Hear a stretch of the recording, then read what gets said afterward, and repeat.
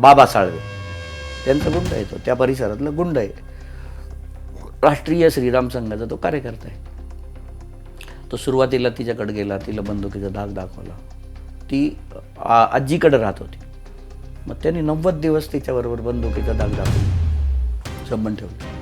पोलिसांबरोबर हॉटेलमध्ये हे पोरं जेवायला बसतात, कट्टे टेबलवर काढून, आणि पोलीस त्यांच्यासोबत जेवतात. इतकी परिस्थिती श्रीरामपूरची गंभीर आहे. आणि पोलीस स्टेशन नाहीच आहे श्रीरामपूरमध्ये, फिर्यादीच दाखल होत नाहीत. आणि गेले 4 वर्ष झाले की ही फिर्यादीच दाखल होत, कामच करत नाही पोलीस. पूर्ण त्यांच्यासाठीच काम, बेग गँगसाठी काम करतात ना. पोलीस स्टेशन श्रीरामपूरच्या नागरिकांसाठी नाही चालवलं जातं, बेग गँगसाठी चालवलं जातं. काही दिवसांपूर्वी अशी बातमी आली, सोन्या बेग यांना ऑलरेडी अटक झालेली आहे, ते सध्या पोलिसांच्या ताब्यात आहेत. त्यांच्यावरती आता पॉस्कोचा गुन्हा देखील दाखल करण्यात आलेला आहे, कारण की त्यांच्यासोबत श्रद्धा बेग नावाची एक मुलगी भेटली होती पोलिसांना. आधी तिला सह आरोपी केलं गेलं होतं, नंतर असं समोर आलं की तिच्यावरतीच अत्याचार होत होता, ती गर्भवती आहे, आणि तिनेच सोन्या बेग यांच्यावरती पॉस्कोची केस टाकलेली आहे. त्याबद्दल काय सांगाल? त्याच्यामध्ये असं आहे की तिथं त्या रूममध्ये प्रेग्नन्सी रिपोर्ट सापडले तिचे. तिच्या आईने फिर्याद दिलेली आहे. 17 वर्षाची मुलगी आहे, तर ही अल्पवयीन आहे ना, ते लग्न कसं काय करू शकतात? लग्न तर होऊ शकत नाही ना. ती श्रद्धा बेग कसं काय झाली? बरोबर, ती झालेलीच नाही, लग्नच बेकायदेशीर, केलंच नाही लग्न, केलंच नाही ना. लग्न कुठं केलं? कुणाला माहिती आहे लग्न? आम्हालाच नाही माहिती, गावात तर आम्हाला कळालं नाही यांचं लग्न झालं म्हणून. मग ती इलिगल तिला डिटेंड करून सोबत ठेवलं होतं. असंच आहे ना ते, असंच असावं, बरोबर. आणि आईने फिर्याद केली तिची, असा विषय आहे. मग ते प्रेग्नन्सी रिपोर्ट आहे ना ते तिचे. आत्तापर्यंत म्हणजे अशी 1-2 खूप प्रकरणं समोर येतात की जिथे मुलींचं अपहरण केलं जातं आहे, भर दिवसा अपहरण करतायत, त्यांना खोलीत डांबतायत, अत्याचार करतायत. त्यानंतर देखील आत्ता परवा एक केस समोर आली की तिथे ती म्हणजे जी मुलगी होती ती आजीकडे श्रीरामपूरमध्ये होती. तिनेच देखील सोन्या बेग आणि सागर बेग या दोघांनी मला बंदूक लावून धमकी देऊन 40 दिवस माझ्यावरती अत्याचार केलाय. आता फिर्याद केली आहे तिने, तर त्यांचा एक गुंड आहे त्या पूनम हॉटेलच्या मागच्या बाजूच्या परिसरामध्ये घडलेली घटना आहे ही. बाबा साळवे त्यांचा गुंड आहे, तो त्या परिसरातला गुंड आहे, राष्ट्रीय श्रीराम संघाचा तो कार्यकर्ता आहे. तो सुरुवातीला तिच्याकडे गेला, तिला बंदुकीचा धाक दाखवला. ती आजीकडे राहत होती. मग त्यांनी 90 दिवस तिच्याबरोबर बंदुकीचा धाक दाखवून संबंध ठेवले. ती पण हिंदूच आहे, म्हणजे हे जे हिंदू रक्षक सांगतात ना, तर ती पण हिंदूच आहे, ती मुलगी जी आहे ती. मग कुठे ना कुठेतरी ह्या सर्व गुन्ह्यांच्या मागची ऑपरेंडी काय, म्हणजे मोडस ऑपरेंडी असते. हे स्वतः हिंदू आहेत, यांच्या हिंदुत्वाचा दुसऱ्या हिंदूंनाच त्रास होतोय. हिंदू गुंडांपासून श्रीरामपूरमध्ये हिंदू समाजाचं संरक्षण करण्याची गरज आहे. आणि मोडस ऑपरेंडीमध्ये ते लहान मुलं, 16 वर्षाच्या आतले मुलं वापरतात, फायरिंग करतात. हे पोरं गावभर 8 दिवसाला एखादा तरी फायरिंग. पोलिसांबरोबर हॉटेलमध्ये हे पोरं जेवायला बसतात, कट्टे टेबलवर काढून, आणि पोलीस त्यांच्यासोबत जेवतात. इतकी परिस्थिती श्रीरामपूरची गंभीर आहे. आणि पोलीस स्टेशन नाहीच आहे श्रीरामपूरमध्ये, फिर्यादीच दाखल होत नाहीत. आणि गेले 4 वर्ष झाले की ही फिर्यादीच दाखल होत नाही. फिर्यादी कुठं दाखल होतात? लोक जाऊन SP ला भेटतात, किंवा लोक जाऊन श्रीरामपूरच्या बाहेर जातात, राऊरी पोलीस स्टेशनला जातात, आम्हाला फिर्याद करायची. मग तिथले पोलीस म्हणतात तुम्ही कुठले श्रीरामपूरचे? मग तुम्ही 20-22 किलोमीटर लांब का बरं आले? मग कोणतरी SP संपर्क करतं, मग ते राऊरी पोलीस स्टेशनला सांगितलं जातं. मग राऊरी पोलीस स्टेशनमध्ये फिर्याद होते. आता ही जी बाबा साळवेच्या विरोधातली जी फिर्याद नोंदवली गेली, 90 दिवस संबंध ठेवलं तिच्यावर, ती कुठं नोंदवली गेली? श्रीरामपुरात नाही. आत्ता सुद्धा बरं का, आकाश दुबेची हत्या झाल्यानंतर सुद्धा आज अशी परिस्थिती आहे, आज सुद्धा की श्रीरामपूरच्या लोकांना श्रीरामपूर शहर पोलीस स्टेशन सिक्युअर्ड वाटत नाही. ते फिर्यादीला दुसऱ्या तालुक्यात जातात, नगर जिल्ह्यातल्या. आज सुद्धा ही परिस्थिती आहे. आणि फिर्यादी आज पण पोहोचला पोलीस स्टेशनला तरी कळतं आज सुद्धा. सगळे पोलीस सगळे त्यांच्यासाठीच काम करतात. मग या पोलिसांवरती कधी का कारवाई झाली? व्हायला पाहिजे ना. आता कसं आहे, नवीन 2 महिने झाले मुमुक्का सुदर्शन म्हणून SP आलेले आहेत, आणि त्यांनी एकदम आक्रमकपणे या सगळ्या विषयाचा मोडून काढण्याची त्यांनी तयारी चालवलेली आहे. त्यांनी मनोमन ठाणलेलं आहे की हे मोडून काढायचं सगळं श्रीरामपूरमधलं हे जे नेक्सस आहे गुन्हेगारांचं, हे मोडून काढायचं. म्हणजे यांचंच नाही, सगळ्या गुन्हेगार टोळ्या मोडून काढायच्या हे त्यांनी ठरवलेलं आहे. काय पण त्याला काळ जाणार आहे ना, मोडून काढायचं आहे त्यांना, त्याला तयारी. आणि आत्ता जी काही कारवाई पोलीस करतायत, समजा 2 गुन्हे दाखल झाले, एक आकाश दुबईचा, दुसरा हा शिर्डीतून दाखल झाला, दुसरा शिर्डीतून दाखल, 2च गुन्हे दाखल झाले. असे मी तुम्हाला सांगितलं, त्या मुलीच्या भावाला उचलून नेलं, मुलीला उचलून नेलं, असे कितीतरी गुन्हे आहेत ना जे दाखल व्हायला पाहिजेत. 50-50-100 गुन्हे तर असतील ना, असे जास्त दाखल व्हायला पाहिजेत ना. पण ते दाखल दहशतच एवढी आहे, कोण दाखल करेल? दाखल झाले पाहिजेत. यासाठी SP श्रीरामपूरच्या नागरिकांमध्ये विश्वास निर्माण करतायत.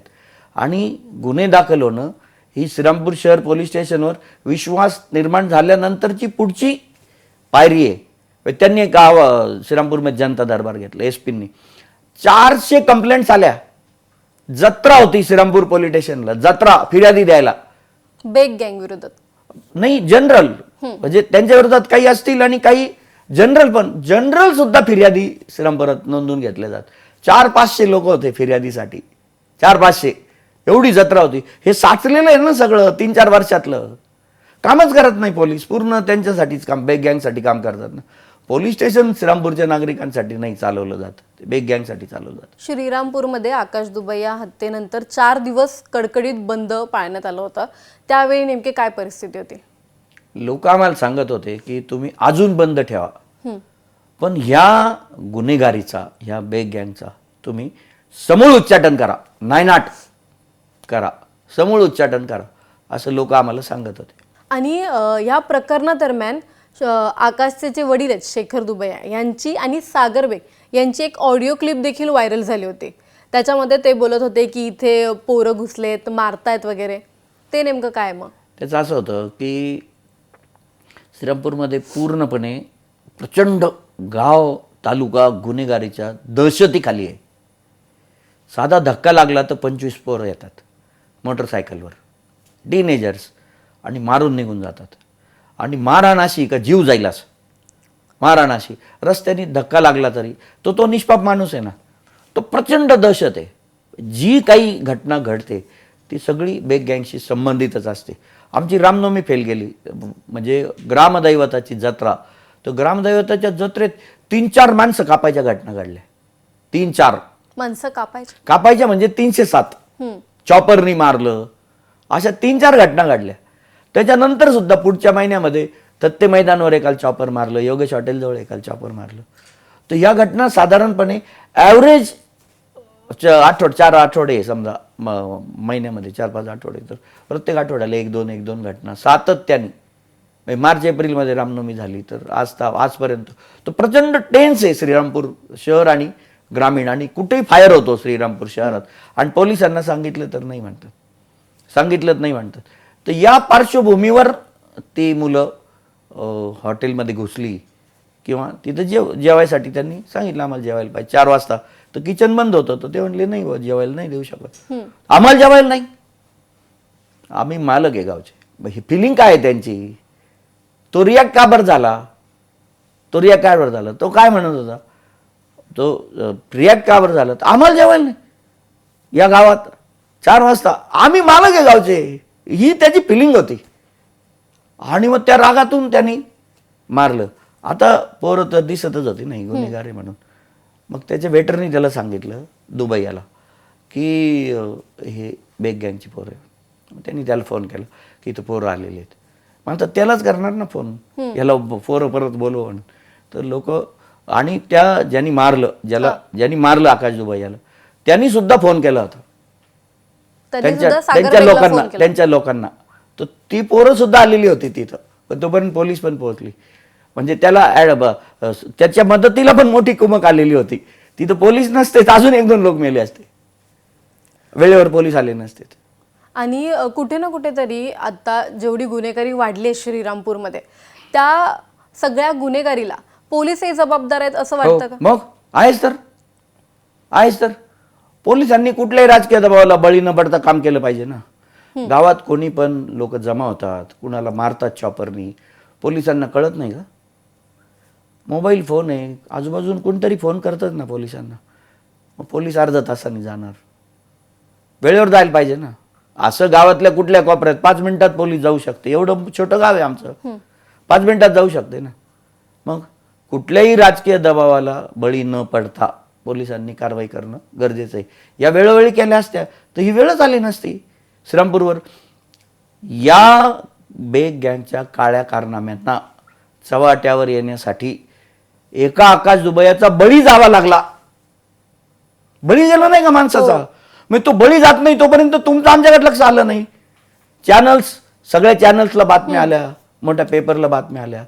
कायदा आणि सुव्यवस्थेचे DGP director general of police Gupta साहेब श्रीरामपूरला आले. त्याच्यानंतर SIDचे कमिशनर जैन साहेब श्रीरामपूरला आले.